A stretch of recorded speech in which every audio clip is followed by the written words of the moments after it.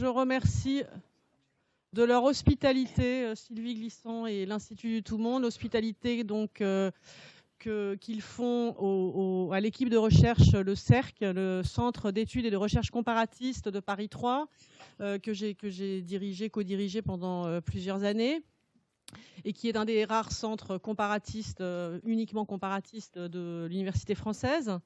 Et j'ai remarqué que dans ce centre, de plus en plus de travaux, de thèses, de doctorants ne prenaient pas forcément pour objet ou pour sujet Édouard Glissant, mais faisaient d'Édouard Glissant un compagnon majeur de la réflexion, parfois en venant de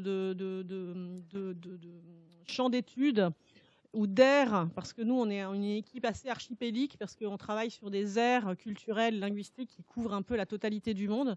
Et donc, des thèses, des travaux de doctorants travaillant donc sur des aires parfois très éloignées de la Caraïbe et qui prenaient vraiment Glissant comme accompagnant majeur. Et donc, c'est en disant ça à Sylvie qu'elle m'a dit, mais ce serait intéressant de parler de ça au colloque sur le discours antillais. Donc, comme voilà, ça s'est organisé il y a très peu de temps. C'était difficile d'organiser vraiment cette table ronde. Alors, je vais dire quelles vont être les interventions de notre équipe. Donc, d'abord, c'est mon collègue professeur Toumba Changoloko qui va parler du discours antillais et l'Afrique. Il est spécialiste des littératures africaines. Ensuite, donc, on aura des interventions de deux jeunes docteurs, donc Ludivine Bouton-Kelly qui travaille dans le champ des études de traductologie, et Guido Furci qui travaille dans le champ des études juives et qui nous diront, donc la communication sera à deux voix entre moi, je travaille aussi dans le champ des études de traductologie, donc on a fait une communication commune. Donc on ne parlera pas plus de 20 minutes chacun. Et on essaiera de dialoguer aussi à propos de cela. Donc je donne tout de suite la parole à Toumba Changoloko sur le discours antillais et l'Afrique.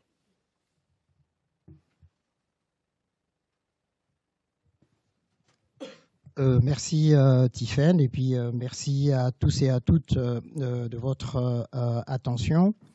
Alors, je vais commencer aussi, je vais passer par le détour, qui est une notion chère à Édouard Glissant, et d'abord à la manière dont moi j'ai, en tant qu'universitaire, en tant qu'étudiant africain, reçu Édouard Glissant. Ensuite, j'en arriverai à mon propos justement du discours sur le discours antillais et l'Afrique.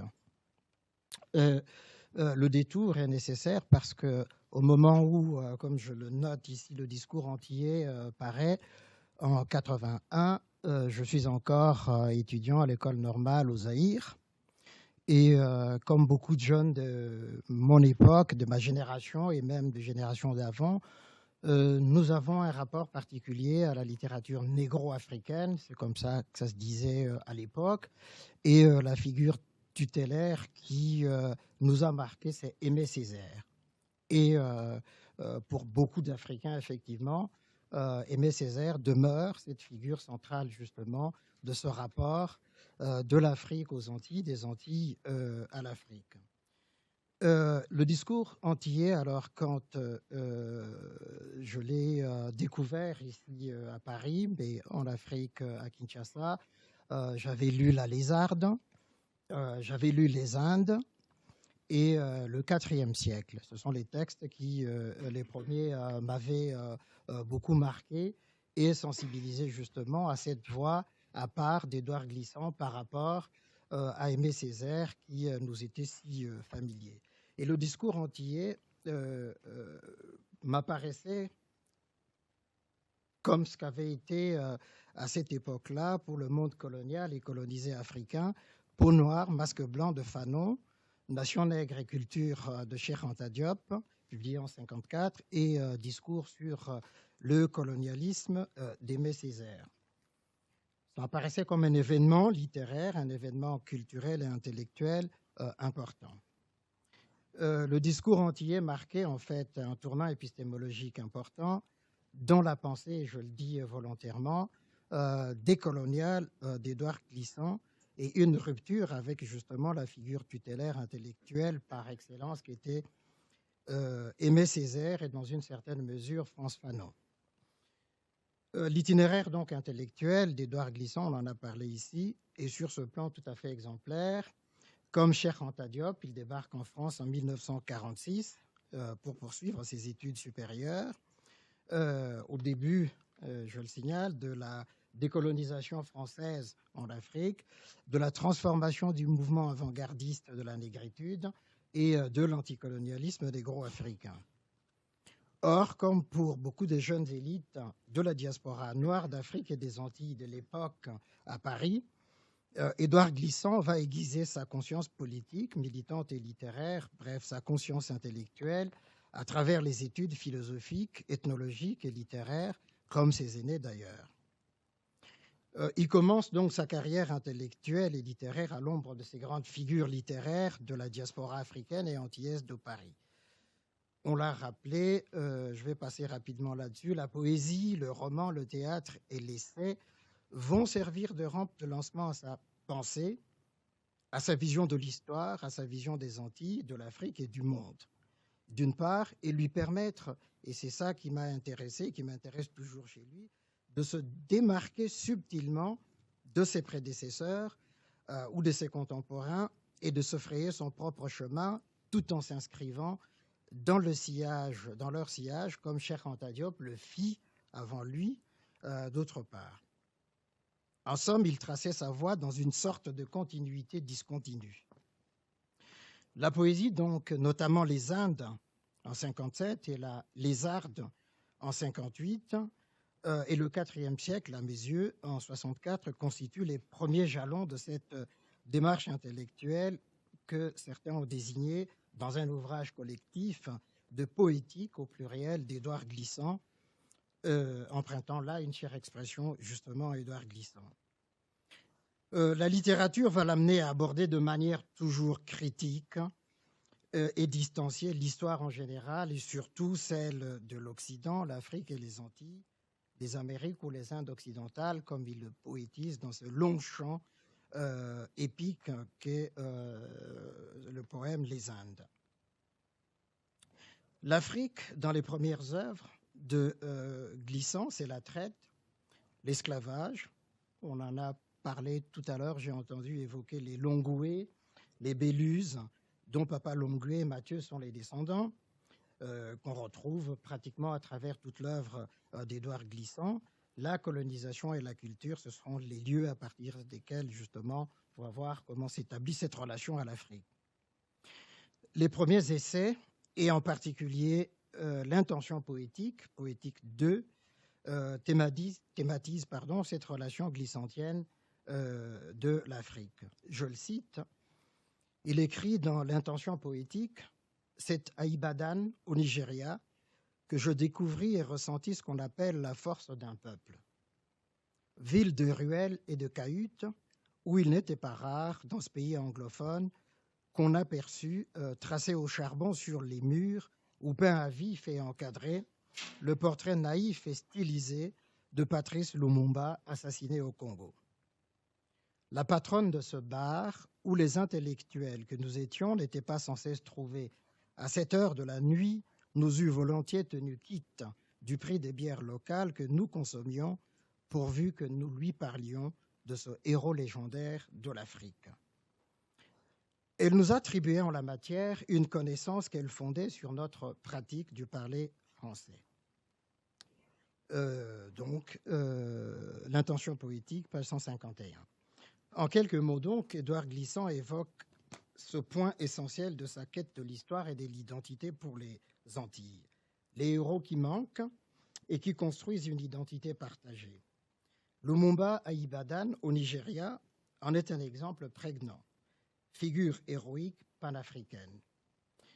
Édouard Glissant d'en chérir, c'est au Nigeria que j'ai pu comprendre ce que signifie d'avoir une terre qui vous porte, vous envahit, vous confond.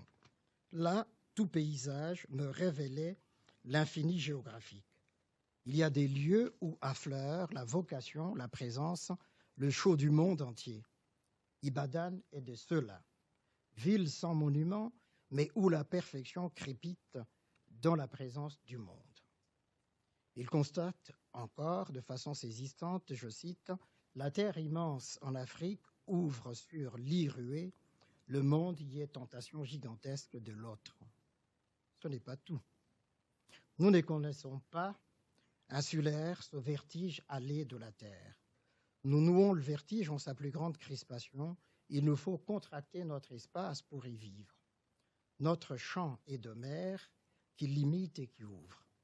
L'île suppose d'autres îles, des Antilles. L'appel géant de terre nous est inconnu. Nous ne saurions errer sans fin aux limites toujours reculées, mais nous fouillons. Notre rôle sera de convenir. L'île est amphithéâtre au gradin de mer, où la représentation est tentation du monde. Donc, Glissant prend conscience d'un fait. La géographie de l'Afrique est à la fois présence au monde, appel du monde et ouverture à l'altérité. L'insularité est clôture sur un espace limité dont l'horizon est barré par la mer et les autres îles des Antilles, et est métaphore donc du théâtre du monde. Bref, l'Afrique le ramène aux Antilles, d'où la chute. C'est au Nigeria que me frappèrent physiquement ces voix depuis longtemps reconnues qui marquèrent pour moi l'autre du nous que je suis aussi. Le monde, enfin. Ce séjour en Afrique occidentale, au Nigeria, est pour lui la métaphore du retour au pays natal. Aimé Césaire prit conscience en 1936 de son insularité antillaise dans l'île Martinska dans l'ex-Yougoslavie, où il passait ses vacances avec son ami Petar Guberina. Le Nigeria est donc le révélateur de quelque chose de fondamental pour Édouard Glissant, la place et l'importance du paysage dans la construction et la constitution de soi et de son rapport à l'autre. Bref, toutes ces données constitutives de son antillanité et africanité éparses, disséminées dans ses premières œuvres, vont donc servir de soubassement théorique et réflexif au discours antillais. Alors, c'est un texte effectivement assez dense. Le premier point, donc, qu'on peut mettre en évidence dans ce rapport de l'Afrique au discours antillais ou l'Afrique et les Antilles, se trouve d'abord sur le point de l'histoire. L'histoire renvoie à la traite et à ses conséquences, l'esclavage, l'abolition et la colonisation. Glissant observe, les Antilles sont les lieux d'une histoire faite de ruptures et dont le commencement est un arrachement brutal, la traite, page 223 de Le discours antillais. Elle a donné le lieu à l'élision de la mémoire historique pendant longtemps. La colonisation qui adviendra après l'abolition de 1848 ne fera qu'accentuer cette rature de la mémoire collective et accélérer le processus d'aliénation, de dépersonnalisation, je le cite. Mais en réalité, la colonisation a divisé en terres anglaises, françaises, hollandaises, espagnoles, une région peuplée en majorité d'Africains, constituant en étrangers des gens qui ne le sont pas. La poussée de la négritude chez les intellectuels antillais répondait peut-être au besoin, par référence à une souche commune, de retrouver l'unité, entre parenthèses l'équilibre, par-delà l'éparpillement. De cette division, donc, et de cette hégémonie politique et économique entre guillemets, la métropole et sa colonie, il y a une double conséquence à savoir, aux Antilles françaises, l'idée de dépendance et leur francité versus les autres colonisés africains indochinois. 2. Pourvoir les supplétifs de la colonisation française de l'Afrique. Je cite Glissant, les Antilles fournissent alors des cadres et sous-cadres à la colonisation en Afrique où ils sont considérés comme des Blancs et hélas, on se conduisent comme tels. Page 22. Du point de vue psychologique, donc, il y a le processus d'aliénation qui se met en place aux Antilles, je le cite, il y a manqué une assise nationale qui eût permis la résistance concertée à la dépersonnalisation. On voyait ainsi en Martinique et en Guadeloupe un peuple de descendance africaine pour qui le mot africain ou le mot nègre représentait généralement une insulte. Pendant que la masse antillaise dansait le lagia, si manifestement hérité des Africains, les juges antillais condamnaient en Afrique ceux qu'ils aidaient à coloniser.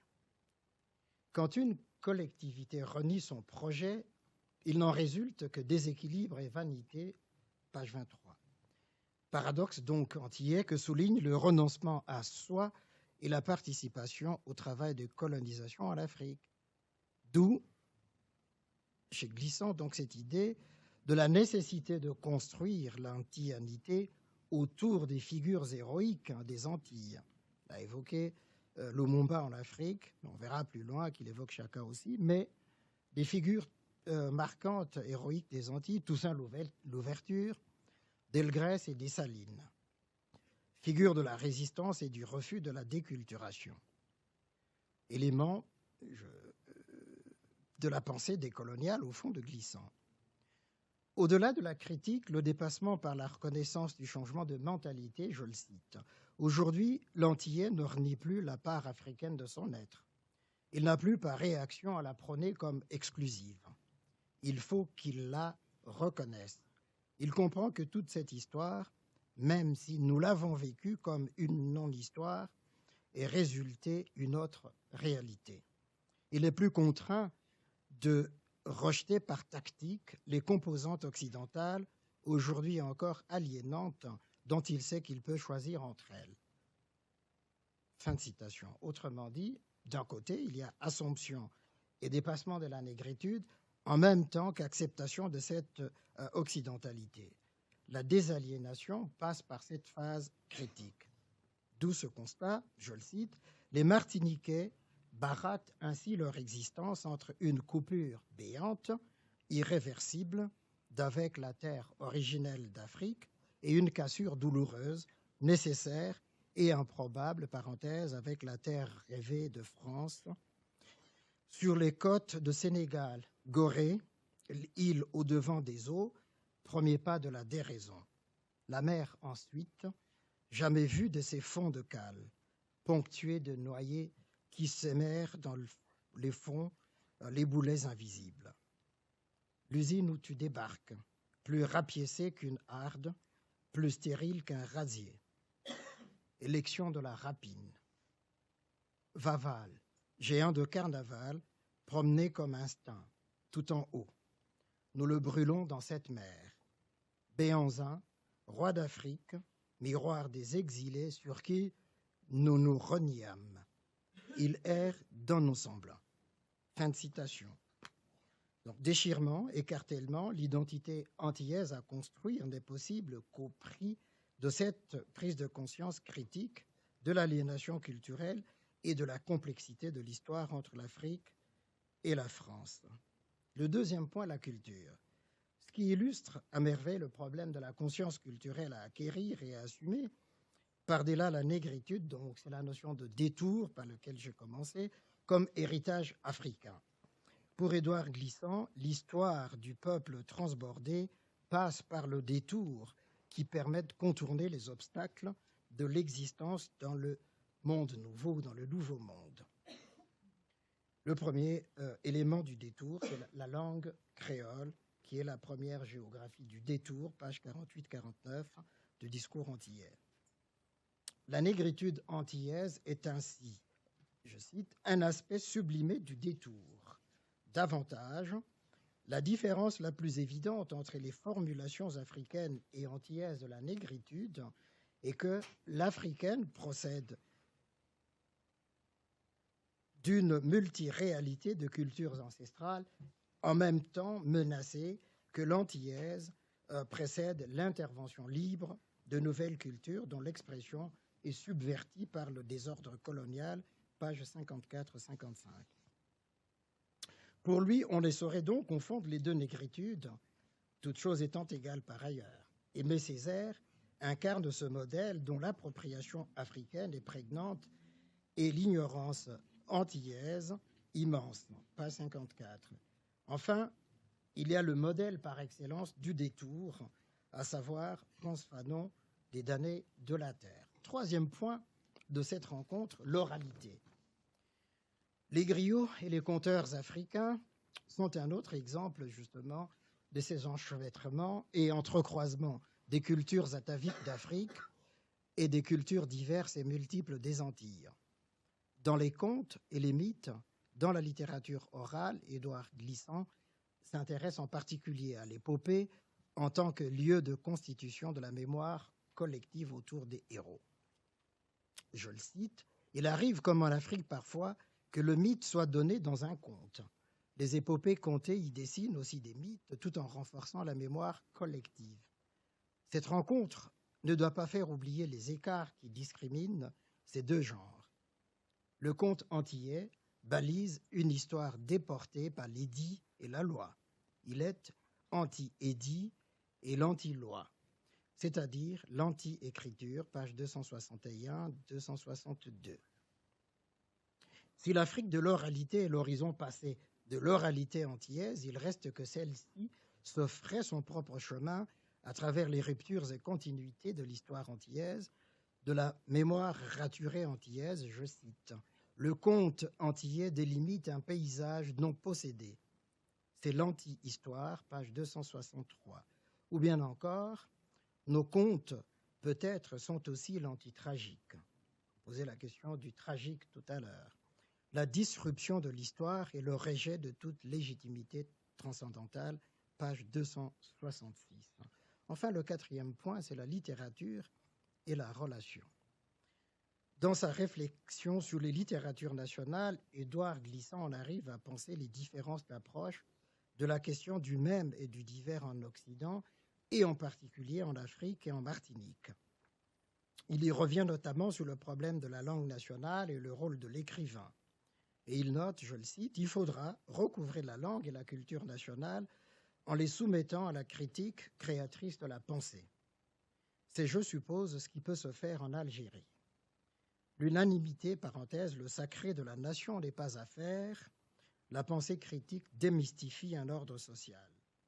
Le multilinguisme n'est plus aliénant, page 334. Et il peut conclure pour les Antilles, le discours antillais s'articule tout autant sur l'éclat du cri originel par la patience du paysage, reconnu par l'imposition des rythmes vécus. L'écrivain, l'œuvre littéraire des Antilles se donne comme les lieux, je le cite, de conjonction complexe de l'écriture et de l'oralité, comme un apport à l'expression d'un homme nouveau, libéré des absolus de l'écrit et en prise sur une audience nouvelle de la voix. La relation est donc le lieu ultime de la rencontre de l'Afrique et de l'indianité. Édouard Glissant ouvre sa réflexion sur la poétique de la relation avec l'exemple de l'épopée de l'empereur zoulou, Chaka, page 499, poétique discours antillais, comme modèle d'une poétique africaine, et il enchaîne alors, je le cite, « Les poètes africains seront aussi hantés par des telles destinées dont les chroniques orales chantent le cours. Nous fûmes en Martinique, effleurés de cette hantise, quand le roi de Dahomey Béhanzin fut déporté ici. L'épopée de ces conquérants terrassés, qui fut aussi celle de leurs ethnies ou de leur peuple, parfois de leurs croyances, n'a donc pas pour objet, quand elle est contée, de rassurer une communauté sur sa légitimité au monde. Ce sont les mémoires de la relation, ce qu'on rassemble de l'unanimité d'un peuple avant que le grand dispersement de la colonisation soit intervenu. Il n'y paraît donc pas cette conscience naïve dont Hegel dit qu'elle est le moment populaire de l'épique, mais une conscience garrottée qui sous-tendra l'existence des peuples africains pendant toute la période coloniale, page 421. Édouard Glissant donc se plaît à rappeler ce qui fonde cette conscience africaine et la dignité de l'Afrique avant la domination coloniale. Les grandes épopées, dont celle de Chaka est un exemple, et d'autres recueillies par Liliane Castelot, qu'il cite, page 422. Si la Martinique est passée à côté de cette tentation épique, il reste que la conscience historique de la Martinique s'inscrit et se construit dans l'anti-épique de l'antianité, c'est-à-dire dans la relation. Je le cite, « Notre lieu, c'est les Antilles.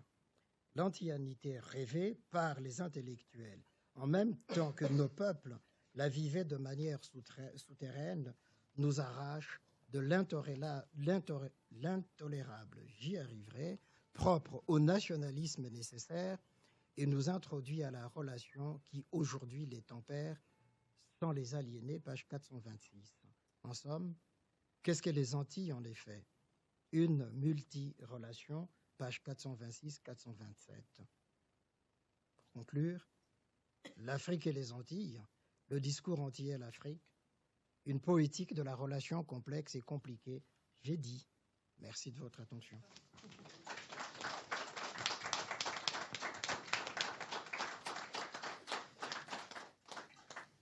Merci beaucoup, Toumba. Alors, on va enchaîner sur tout autre sujet. Donc, ça va être très éclaté, mais en relation néanmoins.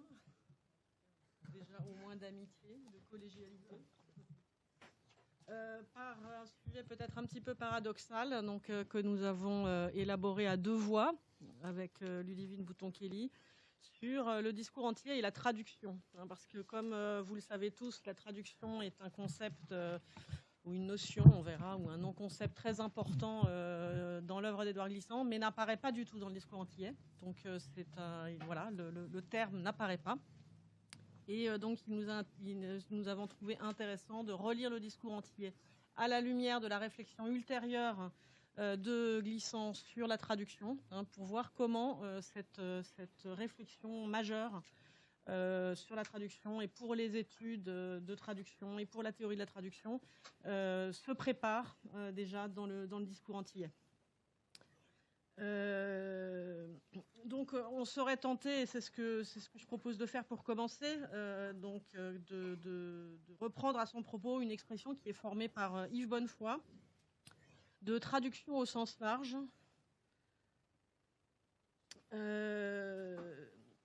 Même si les objets d'investigation de Bonnefoy et de Glissant ne sont pas les mêmes, hein, il s'agit de deux poètes qui réfléchissent à la traduction de manière assez comparable. L'idée de prendre le large, hein, loin du deux, loin du texte figé dans sa lettre immobile et dans l'écrit qui ferait foi. Prendre le large, donc, dans un éparpillement qui n'est pas encore devenu réseau, dans une indétermination qui peine à trouver son lieu. Avec la traduction au sens large, donc, qui est une contribution décisive à la pensée de la traduction, publiée par Bonnefoy dans un numéro de littérature qui lui a tout entier été consacré, en tout cas à son rapport à la traduction, en 2008, le poète sort la traduction d'une relation de substitution, hein, ou d'équivalence. Celle-ci s'émancipe de toute forme d'enfermement. Dès lors, l'événement de la traduction déborde largement le texte traduit, ou ce qu'on appelle généralement une traduction. Hein, il y a dissémination. Donc c'est un vocabulaire, ce serait intéressant, on pourrait y travailler très longtemps, comme on a très peu de temps, je ne vais pas beaucoup rentrer dans les détails, mais le vocabulaire de Glissant et le vocabulaire de Bonnefoy sur la traduction sont très comparables. Et donc à partir de l'exemple qu'il analyse, celui des traductions par Baudelaire et Mallarmé d'un même poème de Poe, donc The Raven, qui est un exemple canonique des études de traduction, eh bien, il développe quelque chose de beaucoup moins canonique, hein, à savoir que la traduction n'est pas dans le résultat du passage de The Raven à Le Corbeau, traduction dont il dit, et il a raison de le dire, qu'elles sont somme toute assez médiocres, mais dans la portée et les résonances musicales de ce qui est compris du poème dans l'œuvre de chacun des auteurs. La relation à la béance et au néant, d'une part, et l'effet du son du mot dans le vers, d'autre part. Puisque la lecture du poème, lecture de près, ou on pourrait dire hyper-lecture, que constitue une traduction, influe vers les lieux les plus intimes du rapport à soi, son effet est plus indirect et plus profond que direct ou monodirectionnel. La fusion et la fidélité s'expriment dans des lieux variés de l'œuvre, dans d'autres poèmes, dans des textes critiques, dans des puissances réflexives ou créatrices, puisqu'aussi bien la vraie traduction, la traduction véritable, n'est pas un texte retiré de soi sur la page, mais le poème à l'intérieur de soi, propagé par des ondes, formant des cercles de plus en plus vastes. Alors chez Glissant aussi, la traduction au sens large obéirait à ce modèle métaphorique des cercles formés dans l'onde, où disparaît la limite. Donc on a plus de trucs. Voilà, je continue, j'accélère. On ne sait plus ce qui vient de soi ou ce qui vient de l'autre, ce qui est parlant et ce qui est parlé. Étant l'un des noms de la relation, elle ne se donne pas sur un mode monodirectionnel non plus d'un point vers un autre, d'un texte vers un texte, mais entre des possibles, à la fois nombreux et en mouvements divers.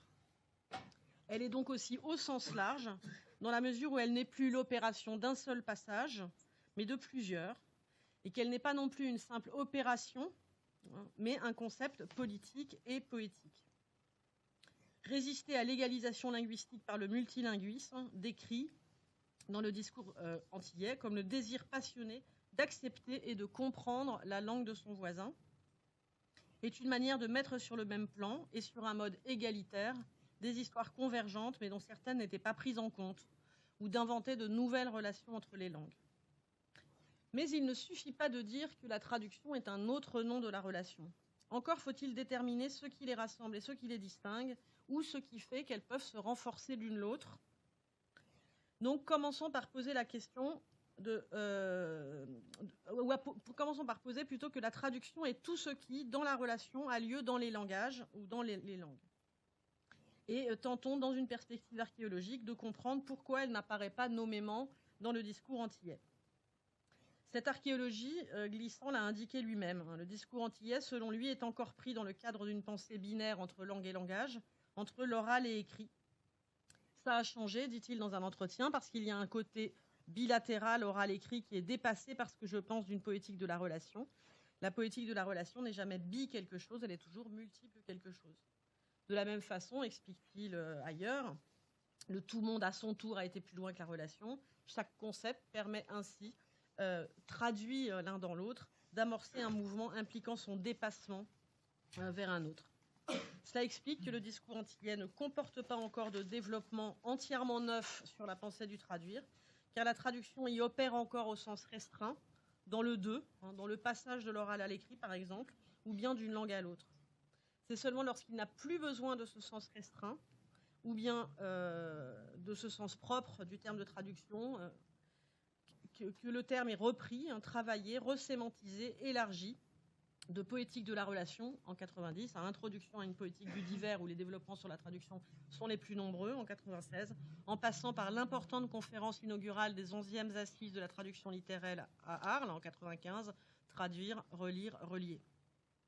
Pour autant, on voit se dessiner dès le discours antillais le trajet intellectuel, sensible et imaginaire qui y conduit, dans le travail sur les notions qui balisent et ouvrent tout à la fois le champ de la relation, à savoir l'opacité et la créolisation.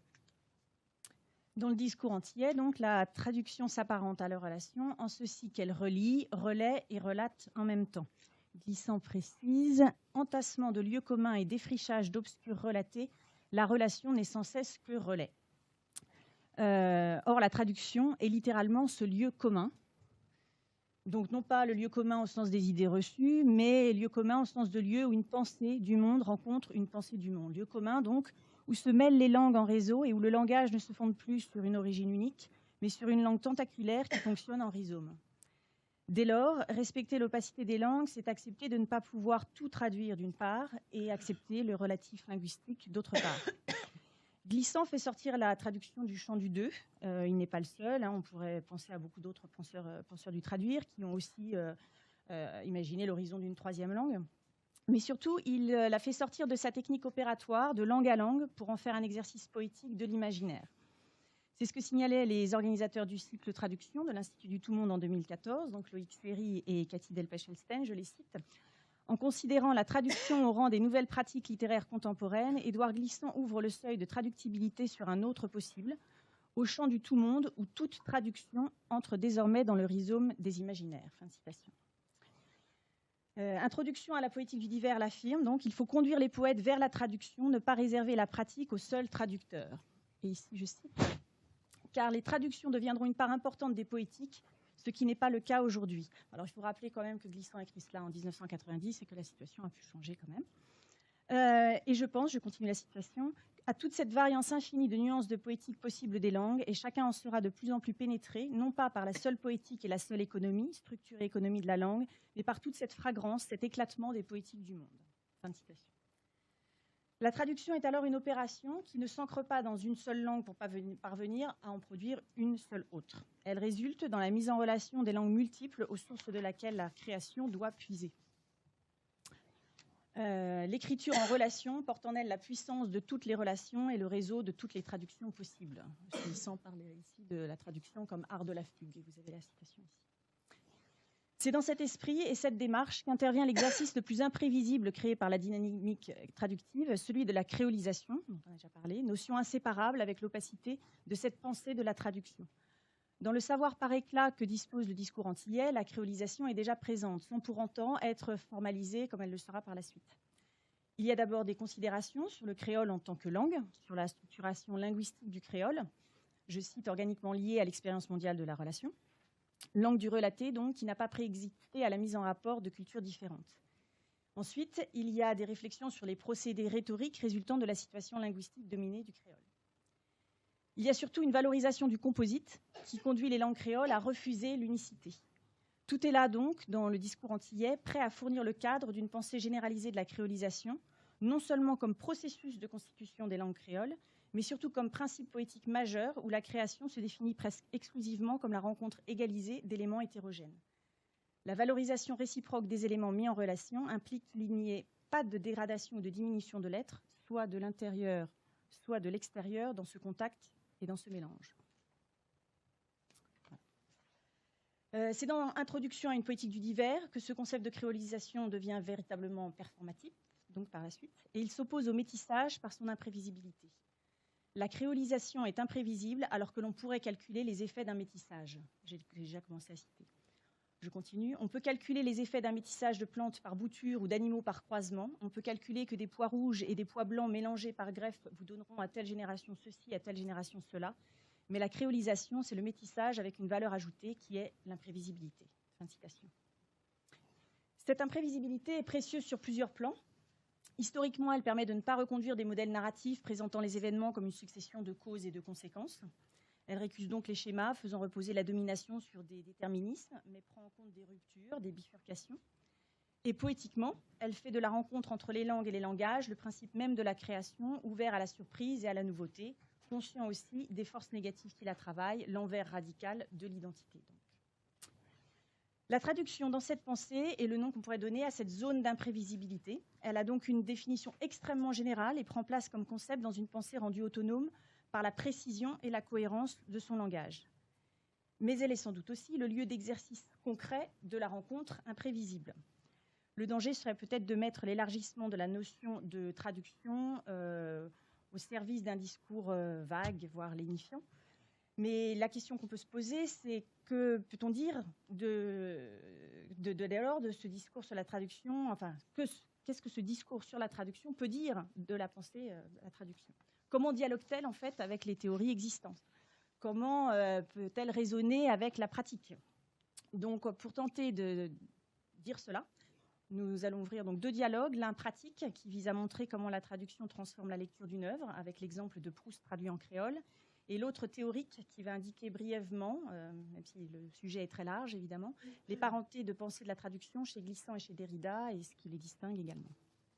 Voilà, donc on va essayer d'aller très très vite avec ces 2 modèles pratiques visant à montrer l'opérativité ou l'effectivité donc, de la pensée de cette pensée de la créolisation telle qu'elle est déjà à l'œuvre dans le discours antillais avec un cas pratique et un cas théorique. Donc l'exemple pratique choisi, c'est la traduction de Proust en créole par Guy Régis, qui entre doublement en résonance avec ce que le discours antillais peut nous dire en creux de la traduction. D'une part parce qu'il s'agit littéralement d'une créolisation. Je rappelle que les romantiques allemands, ils avaient un terme pour dire rendre allemand. Übersetzen, ça voulait dire traduire, mais vraiment dépassé par la traduction. Mais le terme qu'ils utilisaient, c'est dolmetschen, rendre allemand. Et donc, on pourrait dire que créoliser est un équivalent de traduire de la même manière qu'en allemand, dolmetschen, c'est un équivalent de Übersetzen. Bon, et il faudrait développer ça dans un autre article. Alors, je trouve que l'autre aspect qui rentre en résonance avec le discours antillais, c'est que cet exemple, cette rencontre dont il est question, Proust en créole, renverse les hiérarchies et égalise les langues dans la mise en contact et révèle véritablement une nouveauté de l'œuvre de Proust. Alors, on sait que la traduction occupe une place importante dans la recherche, c'est vraiment un thème qui court tout au long de la recherche du temps perdu. Elle désigne parfois le passage d'une langue à une autre, mais comme chez Glissant ou comme chez Bonnefoy, elle renvoie le plus souvent plutôt à l'expression juste de ce qui ne trouve pas immédiatement des mots pour se dire. Donc la traduction appelle la traduction et elle est en même temps évidemment ce qui est le plus compliqué à traduire. Alors l'expérience menée par l'écrivain haïtien Guy Régis pour la traduction de Du côté de chez Swann en créole, Bot Côte Cay Swann, Et peut-être parmi toutes les tentatives, une des plus radicales, pour 2 raisons qui tiennent d'une part à la relative proximité du créole et du français, et d'autre part à l'éclatement de la mémoire linguistique du créole dans plusieurs directions, qui fait voyager le texte de Proust dans une oralité qui ne cesse de l'inquiéter. La genèse de la traduction de la première phrase, que Guy Régis retrace sur le site remu.net, est presque aussi complexe que la genèse de l'écriture même de la première phrase de la recherche.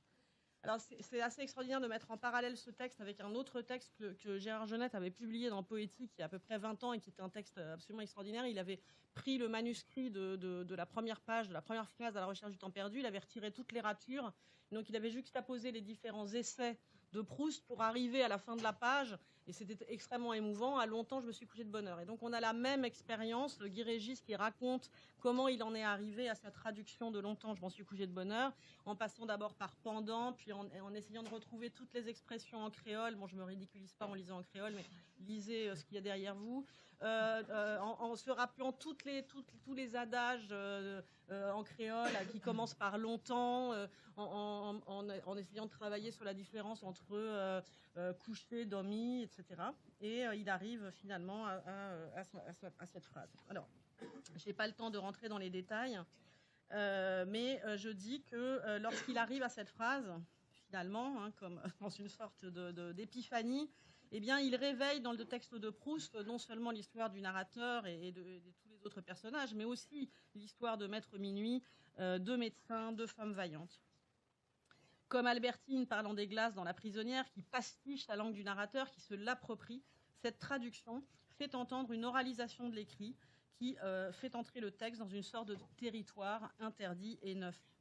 Elle fait voir du texte de Proust une pensée de la langue qui n'avait pas forcément été aperçue jusque-là. Proust laisse en effet la place à quantité de langues et de langages, tout en ne s'abandonnant pas à une franche créolisation. Mais il y a un travail de la créolisation chez Proust que, pour moi, cette traduction a permis de faire apercevoir. Donc, avec un mélange de consentement de Proust au composite ou à l'hétérogène et de retenue par rapport à lui. Les langues étrangères, au premier rang desquelles l'anglais d'Odette, les dialectes, le patois de Françoise, les langues des corporations, les cénacles, les divers argots, tout contribue à démultiplier la langue du texte, à l'inscrire dans une ouverture des espaces et une profondeur de temps. Ainsi, les erreurs ou les cuirs de Françoise rattachent sa langue au conservatoire des espèces disparues ou en voie de disparition.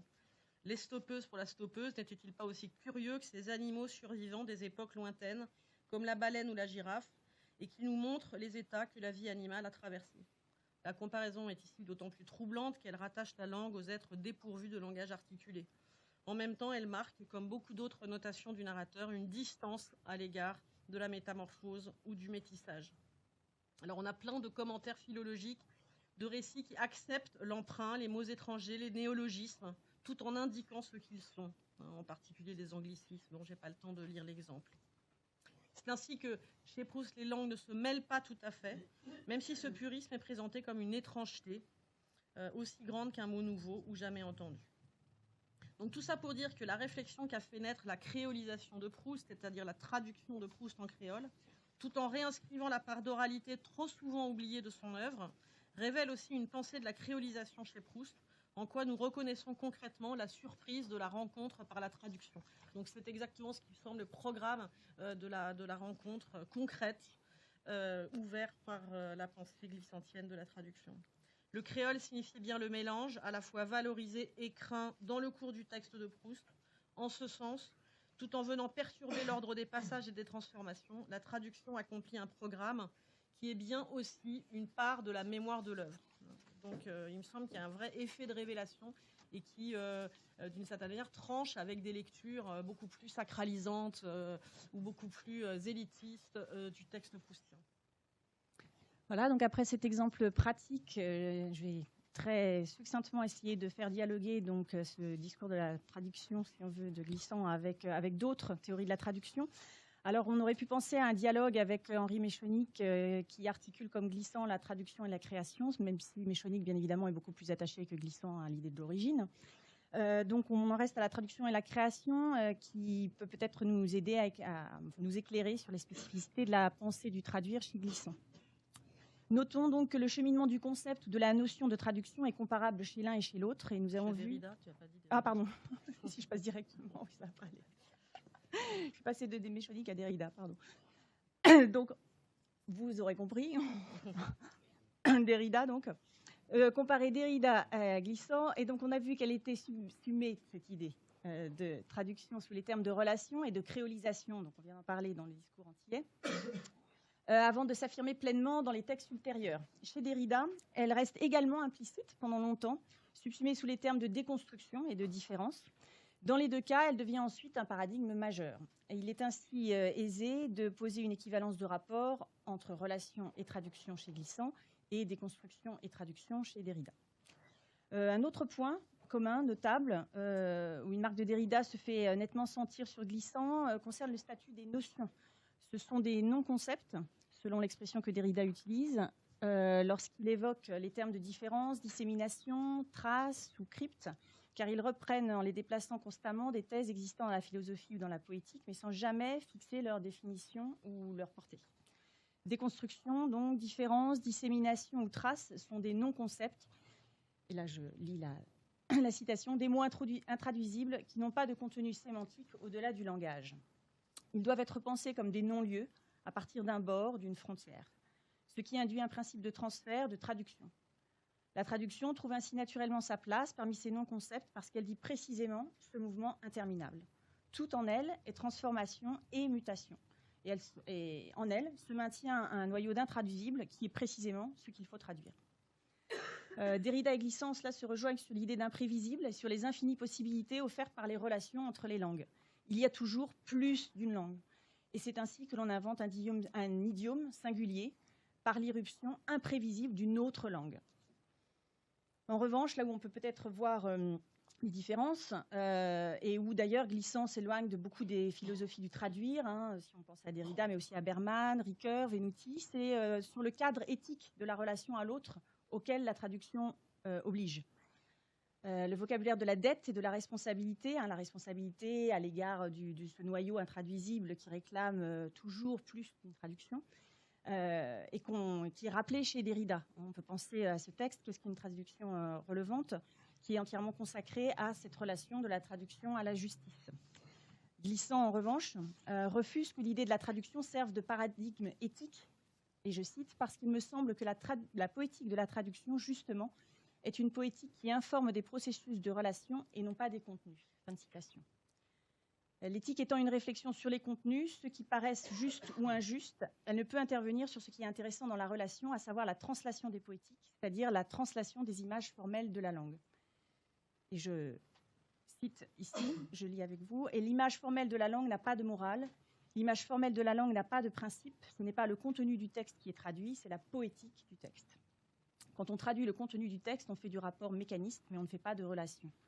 Et ce que je veux dire, c'est que quand on dit que la traduction, c'est un exercice de rapport à l'autre, c'est vrai, mais ce n'est pas un exercice de rapport à l'autre au niveau d'une éthique. » Oui, donc pour conclure, c'est vraiment là une grosse différence de la pensée du traduire chez Glissant par rapport à Derrida et par rapport à d'autres penseurs. Donc, pour le dire en d'autres termes, Glissant pose que la relation n'est pas bonne, ou elle n'est pas, elle n'est pas bonne au sens strict, et elle a besoin de s'accompagner d'une éthique. Si on doit l'accompagner d'une éthique, c'est qu'elle n'est pas bonne.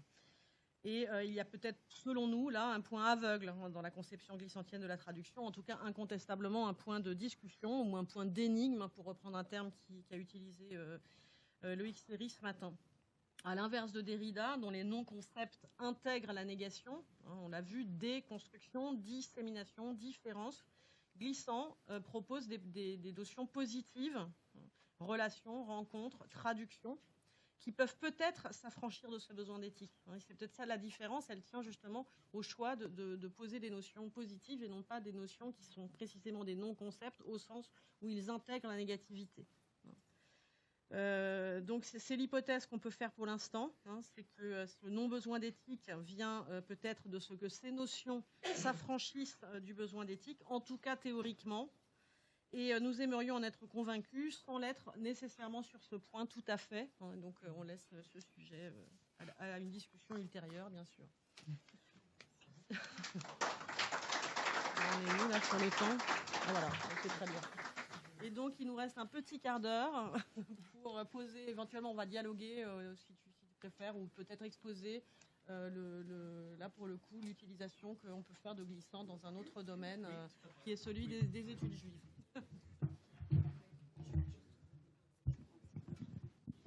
Merci beaucoup. Bon, je vais utiliser celui-là peut-être. C'est mieux? Oui, ça marche. Ok. Merci beaucoup. Donc, moi, je vous le dis tout de suite, compte tenu des circonstances, je ne suis pas un spécialiste de glissant à proprement parler, mais j'ai eu la chance de découvrir glissant en 2006-2007 grâce au cours de M. Toumbachan Goloko à l'Université Paris 3 Sorbonne Nouvelle. Et depuis, je n'ai plus abandonné la lecture de Glissant. J'ai eu l'impression à cette époque de découvrir Faulkner par le biais de Glissant et Glissant par le biais de Faulkner.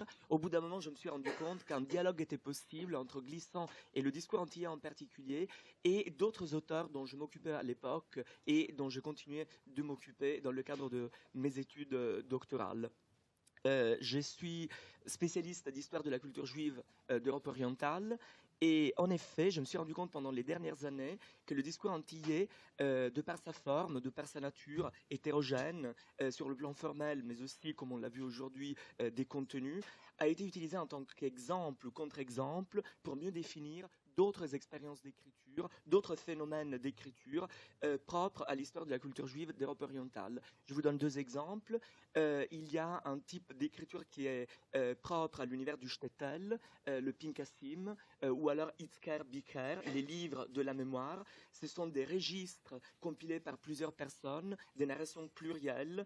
Les plus anciens, ce sont des textes où l'on peut voir les différences d'écriture par les biais desquels on peut suivre l'évolution d'une narration collective qui est une manière d'exorciser la peur de la disparition pour l'individu, pour la communauté, pour le groupe, mais par extension pour la communauté tout entière. Il y a aussi un certain nombre de textes, évidemment, qui ont été produits après la fin de la Deuxième Guerre mondiale, non pas pour exorciser la peur d'un pogrom, mais pour problématiser ce qu'il s'est passé dans les années 30 et 40. Il y a au moins deux chercheurs aux États-Unis, Netta Stahl et Samuel Spinner, qui, dans le cadre de leurs recherches, ont utilisé le discours antillais en tant que paradigme, en tant que prisme, au moyen duquel pouvoir approfondir la genèse de certaines expériences d'écriture, d'énonciation collective, telles que celles exemplifiées par les Pinkassim et les Itzker Biker. J'y ai repensé aujourd'hui parce que quelqu'un a évoqué, je pense que c'était Loïc Seri, la notion de texte recherche. C'est un terme qui effectivement a été utilisé par Jablonka, mais dans le domaine des études juives, c'est un terme qui a été utilisé à plusieurs reprises pour décrire ce type de texte. Œuvre ouverte qui présuppose, j'ajouterais, la présence d'un lecteur participatif.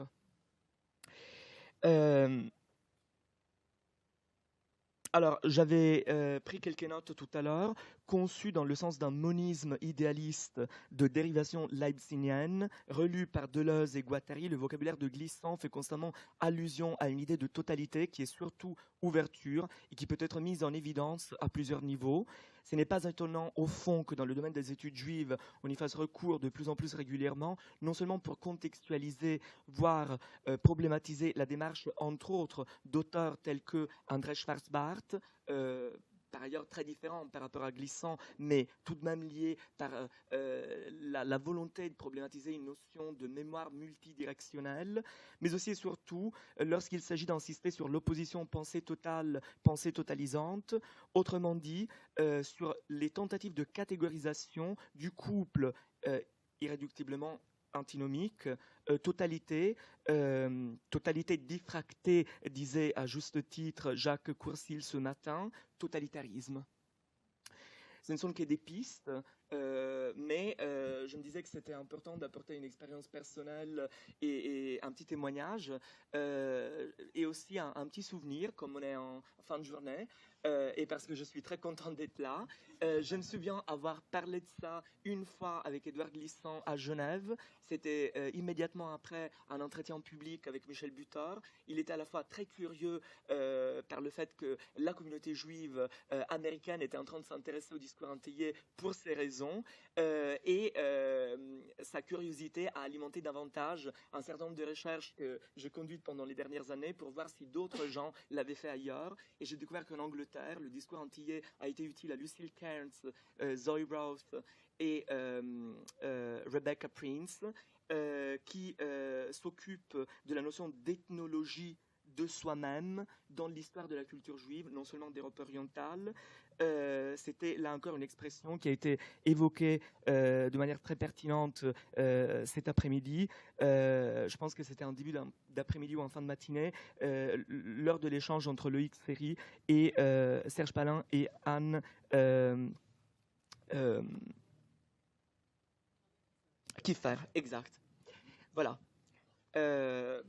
On peut en parler davantage, mais on peut aussi ouvrir la discussion. C'est aussi une façon de dire que dans une perspective comparatiste, le texte, le discours antillais en particulier, mérite d'être lu, comme on l'a répété plusieurs fois ce matin, redécouvert, exploré, fréquenté. Je ne veux pas revenir sur la notion de paysage qui a été évoquée de manière magistrale dès l'introduction de ce matin, mais qui est effectivement très importante, non seulement pour Glissant, mais encore une fois dans le cadre des études juives, où le binôme génocide-géocide est très ancien. Michel Deguy insiste sur ce point, et au moins dans une occasion, en citant explicitement Glissant. Merci beaucoup.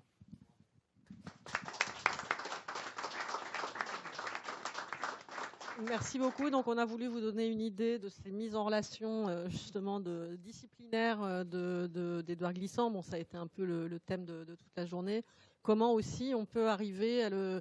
Voilà, parce que c'est un texte, on a dit, peut-être intimidant par certains côtés, mais en même temps qui ne l'est pas, parce qu'il peut être très facilement mis en dialogue avec d'autres. Il n'a pas besoin d'être placé dans une vitrine ou dans une bulle étanche. On arrive bien à le faire dialoguer avec d'autres penseurs, et c'est ça qui le rend extrêmement vif intellectuellement et fort, à la fois imaginairement et même théoriquement, ce que tu viens de nous montrer. Merci beaucoup. Donc, plutôt que tout le monde est fatigué, on va quand même peut-être ouvrir la possibilité d'une ou deux questions.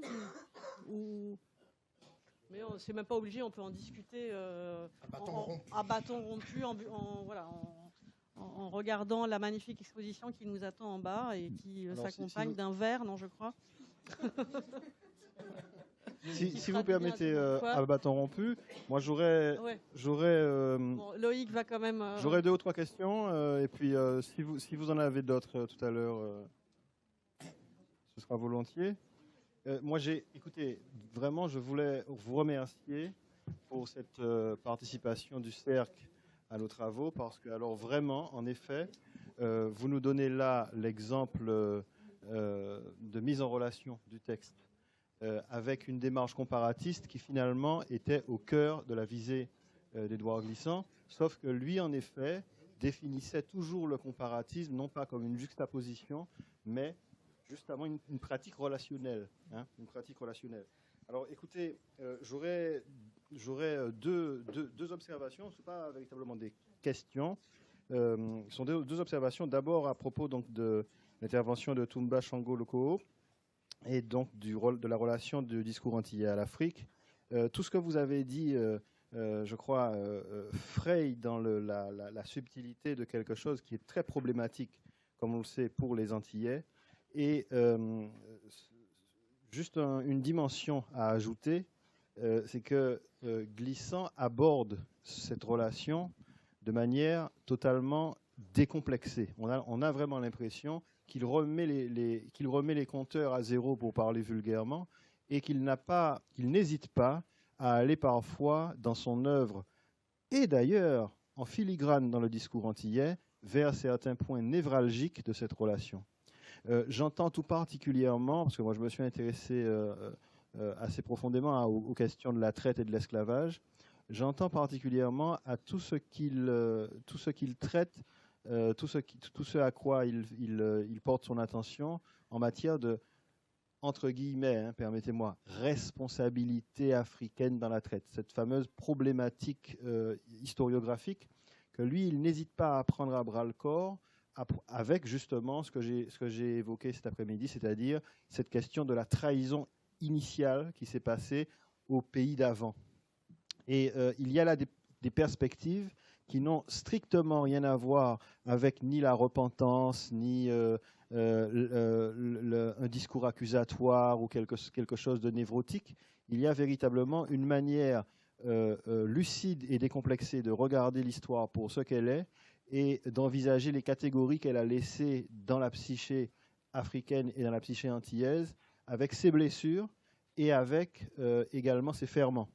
Donc c'est cette dimension que je voulais ajouter. Et alors, si je peux me permettre, pour ce qui est de l'intervention brillantissime de Ludivine Bouton-Kelly et de Tiffaine Samoyo, je voulais avant tout vous remercier d'avoir dit des choses extrêmement précises à propos justement du lien de Glissant à la traduction, avec toutes les références que vous avez évoquées.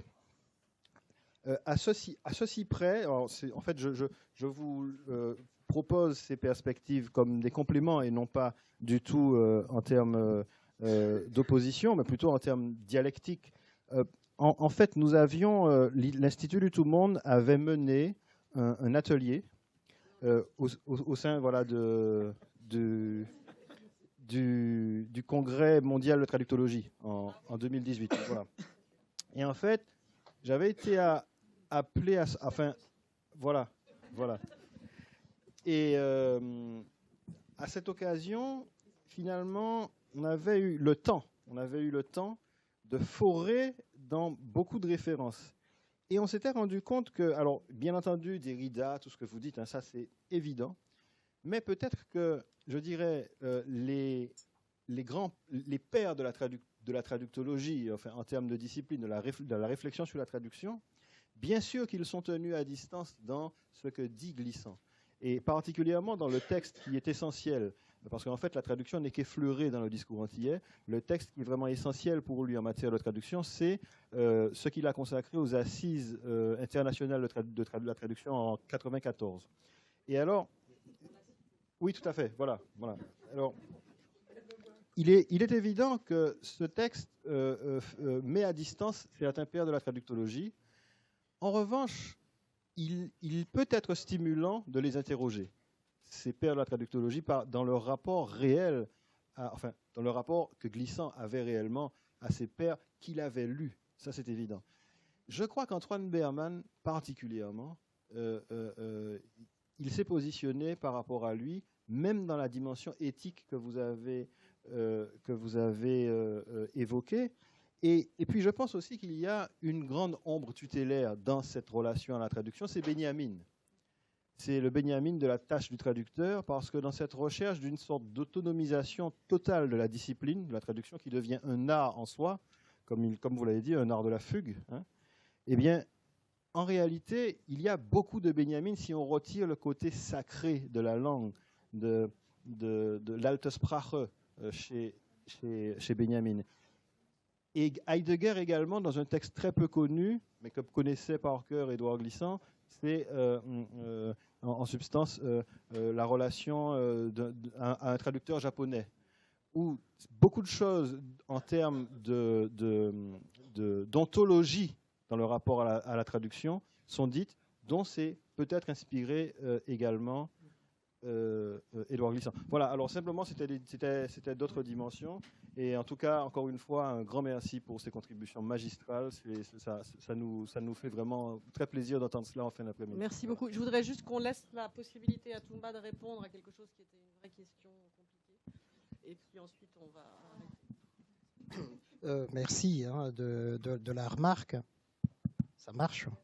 Oui, merci de la remarque. Sur cette question de l'histoire de l'Afrique et des Antilles, la question de la trahison,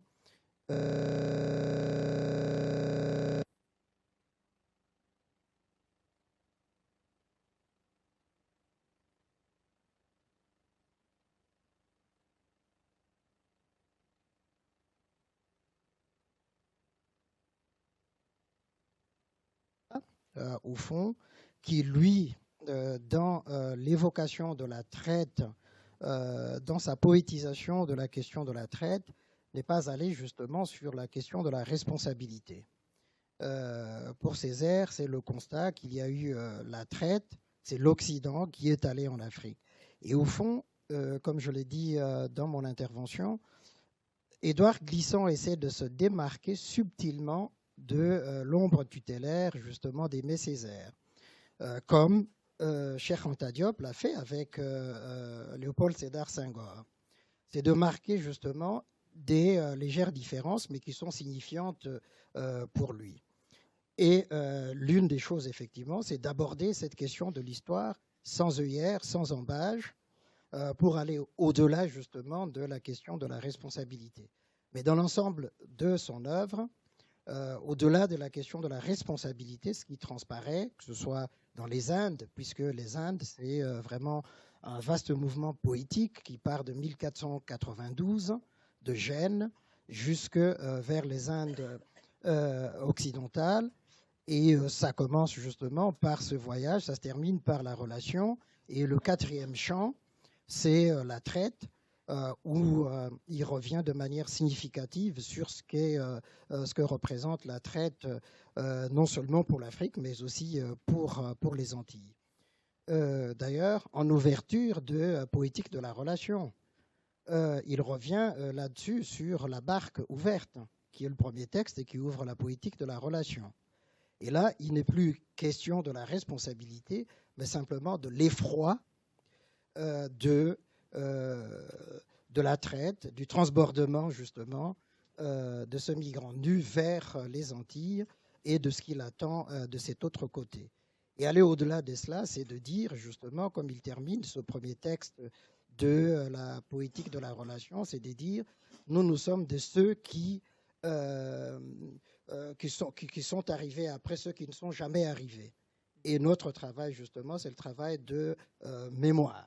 Et cette mémoire qui s'estompe de plus en plus, il nous appartient justement tous, et en particulier le poète, l'écrivain, d'être à la fois poète, écrivain, mais historien aussi, et de reprendre cet héritage pour le perpétuer. Voilà ce que je voulais ajouter simplement à ce propos. Merci.